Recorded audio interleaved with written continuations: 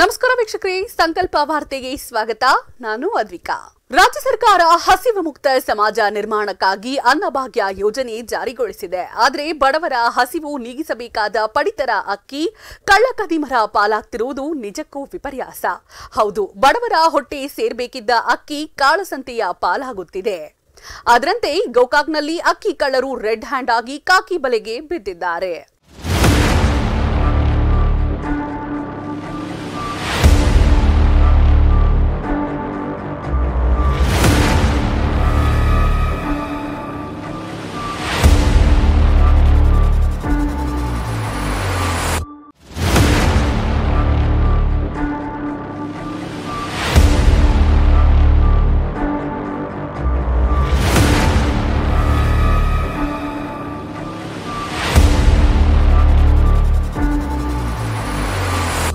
ಬೆಳಗಾವಿ ಜಿಲ್ಲೆಯ ಗೋಕಾಕ್ನಲ್ಲಿ ಅಕ್ಕಿ ಕಳ್ಳರ ಹಾವಳಿ ಹೆಚ್ಚಾಗಿದೆ. ಅದರಂತೆ ಗೋಕಾಕ್ನ ಗ್ರಾಮೀಣ ಪೊಲೀಸ್ ಠಾಣೆ ವ್ಯಾಪ್ತಿಯ ಗಿರಿಹೊಸೂರ ಗ್ರಾಮದಲ್ಲಿ ಬಡವರಿಗೆ ಹಂಚಿಕೆ ಮಾಡಬೇಕಿದ್ದ ಅಕ್ಕಿ ಹಣಕ್ಕಾಗಿ ಮಾರಾಟವಾಗ್ತಿದೆ.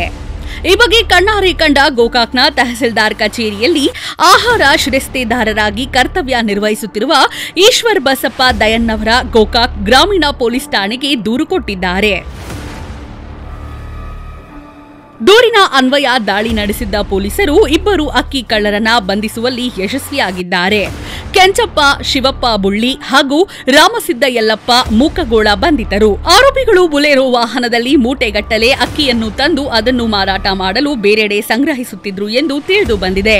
ಬಂಧಿತ ಆರೋಪಿಗಳಿಂದ 94,820 ರು ಮೌಲ್ಯದ 4,310 ತೂಕದ 98 ಅಕ್ಕಿ ಚೀಲಗಳನ್ನು ವಶಪಡಿಸಿಕೊಂಡಿದ್ದಾರೆ.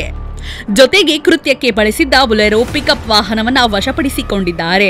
ಸದ್ಯ ಆರೋಪಿಗಳನ್ನ ವಶಕ್ಕೆ ಪಡೆದಿರೋ ಪೊಲೀಸರು ವಿಚಾರಣೆ ನಡೆಸುತ್ತಿದ್ದಾರೆ. ಇತ್ತೀಚೆಗೆ ಅಕ್ಕಿ ಕಳ್ಳರ ಹಾವಳಿ ಹೆಚ್ಚಾಗಿದ್ದು, ಈ ಬಗ್ಗೆ ಸ್ಥಳೀಯ ಅಧಿಕಾರಿಗಳು ಗಮನ ಹರಿಸಿ ಅಕ್ಕಿ ಕಳ್ಳರ ಹಾವಳಿಗೆ ಸೂಕ್ತ ಕ್ರಮ ಕೈಗೊಳ್ಳಬೇಕಾಗಿದೆ. ಒಟ್ನಲ್ಲಿ ಸರ್ಕಾರ ಬಡವರಿಗಾಗಿ ವಿತರಣೆ ಮಾಡುತ್ತಿರುವ ಅಕ್ಕಿಯನ್ನ ದುಷ್ಕರ್ಮಿಗಳು ಹಣದಾಸೆಗೆ ಮಾರಾಟ ಮಾಡುತ್ತಿರುವುದು ನಿಜಕ್ಕೂ ವಿಪರ್ಯಾಸ ಸಂಗತಿಯಾಗಿದೆ.